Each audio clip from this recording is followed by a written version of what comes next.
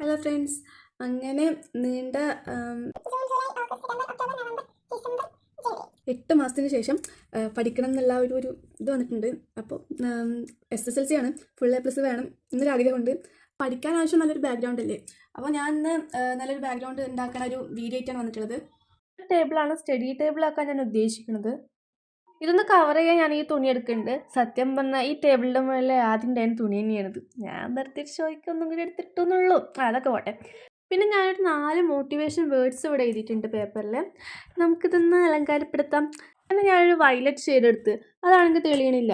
അപ്പോൾ ഒരു ബ്ലൂ എടുത്തപ്പോൾ അതും തെളിയണില്ല. പിന്നെ ഞാനൊരു മജന്ത കളർ എടുത്തു, അതും തെളിയണില്ല. പിന്നെ വെറുതെ 3G ആവണ്ടല്ലോ വിചാരിച്ച് ഞാനൊരു ബുക്കിൽ വരച്ച് നോക്കിയിട്ട് തെളിയുന്നുണ്ടോ എന്ന് നോക്കിയിട്ട് എഴുതാൻ വിചാരിച്ചു. നോക്കുമ്പോൾ ഒന്നും തെളിയണില്ല, എന്ത് പറ്റിയാണാവും. അങ്ങനെ പിന്നെ നമ്മൾ ചെറുപ്പത്തെ പണിയിൽ അടി കൂടെ കുത്തിയിട്ടൊക്കെ എടുത്തിട്ട് ഒന്നും കൂടി സെറ്റാക്കിയിട്ട് വെച്ച് നോക്കിയാൽ തെളിയുന്നൊരു വിശ്വാസത്തിൽ അങ്ങനെ ചെയ്ത് നോക്കി. എൻ്റെ ഉള്ളിൽ ബ്രഷ് ഇറക്കലും നിപ്പ് പുറത്തേക്കലും പിന്നെ ഒന്നും കൂടി കുത്തലും ഇറക്കലും എന്തൊക്കെ ചെയ്ത് നോക്കിയിട്ടും സംഭവം അങ്ങോട്ട് തെളിയണില്ല. പിന്നെ ഞാനങ്ങോട്ട് വിചാരിച്ചു, എന്തിനപ്പം ഇങ്ങനെ കഷ്ടപ്പെടുന്നു, പേന കൊണ്ട് തന്നെ എഴുതാം. അങ്ങനെ പേന കൊണ്ടൊരു വരി ഇട്ടിട്ട് അടുത്ത പേപ്പർ എടുത്തു.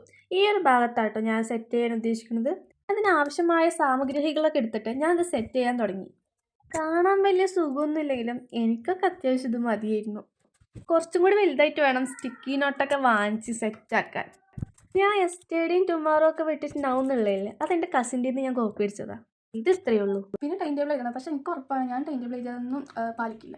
അപ്പോൾ അരമണിക്കൂർ ബയോളജി പഠിക്കണമെങ്കിൽ അരമണിക്കൂർ കെമിസ്ട്രി പഠിക്കും. പക്ഷെ എന്താണാവോ എനിക്ക് അതുപോലെ അങ്ങോട്ട് അനുസരിക്കാൻ പറ്റിയിട്ടില്ല. ഏകദേശം നല്ല പഠിക്കുകയൊക്കെ ചെയ്യും, എന്നാലും ആ ഒരു ടൈമിൻ്റെ ഉള്ളിൽ തീർക്കാനൊന്നും പറ്റില്ല. അപ്പോൾ എന്തായാലും നമുക്ക് ആ ഒരു ശ്രമം വേണ്ട, വേറൊരു കാര്യം ചെയ്യാം വിചാരിച്ചു.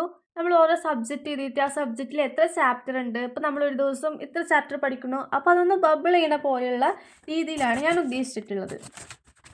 ചാപ്റ്റർ എഴുതിക്കൊണ്ടിരിക്കുന്ന രീതിയിൽ 2 ചാപ്റ്ററും കൂടി ഉണ്ടല്ലോ എന്ന് ആലോചിച്ചിരിക്കുക. എനിക്കത് മറന്നുപോയി, പിന്നെ ഓർമ്മ കിട്ടണില്ല.